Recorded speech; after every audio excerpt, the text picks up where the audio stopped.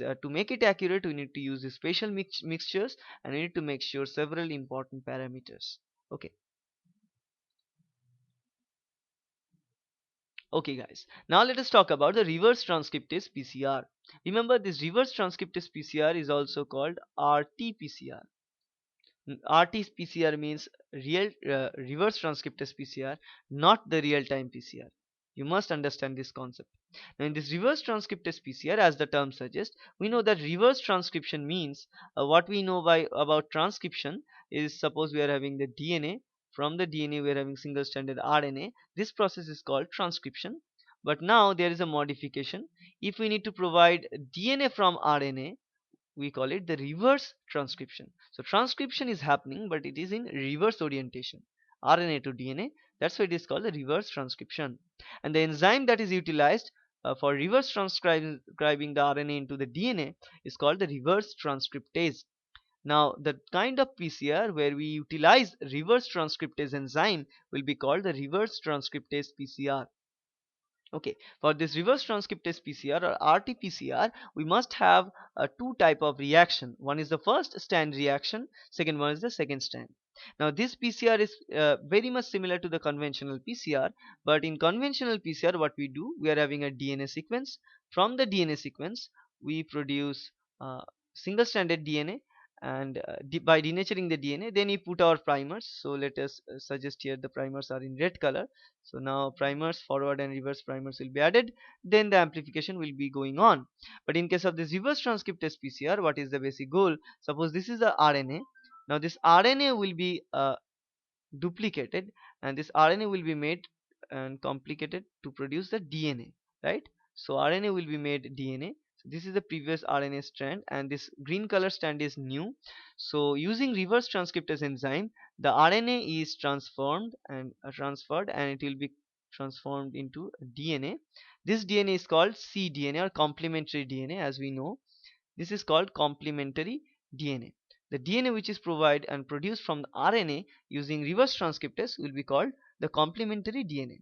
Now this complementary DNA, now this RNA strand and DNA strand is there, so it's a RNA DNA hybrid.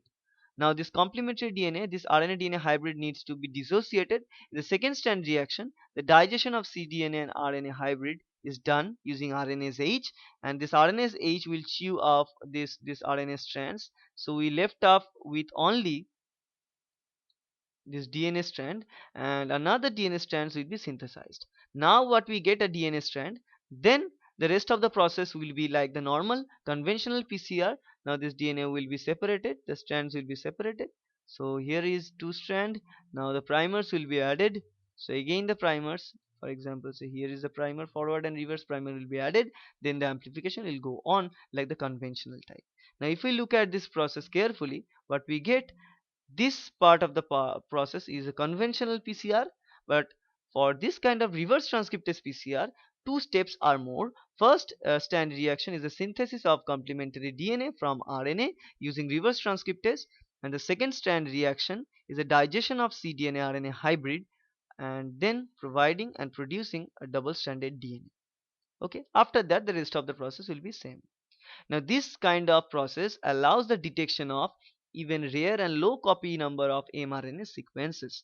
And suppose we need to amplify a sequence which is RNA, we can, the only way of amplifying the RNA sequence is this reverse transcriptase PCR.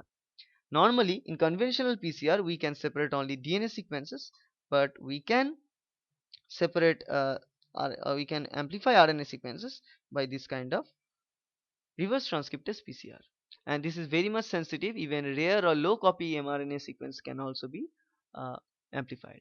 Now this is the process. So say this is the RNA and this RNA strand, and the new cDNA strand will be made, but this is RNA strand, sorry, let me change the color. This is RNA strand, this is DNA strand. So the RNA strand must be degraded. It is degraded with RNase H.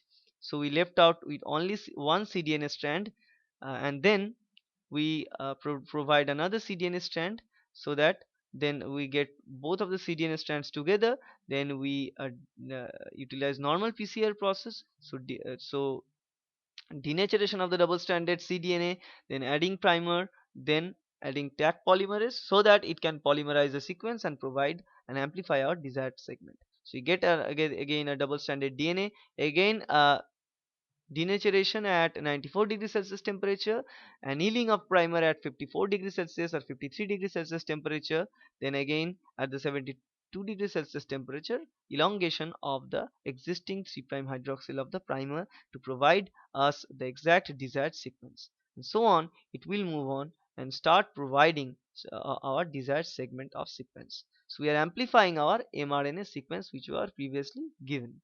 So this is the difference of reverse transcriptase PCR. We are amplifying the RNA sequence, right? And finally,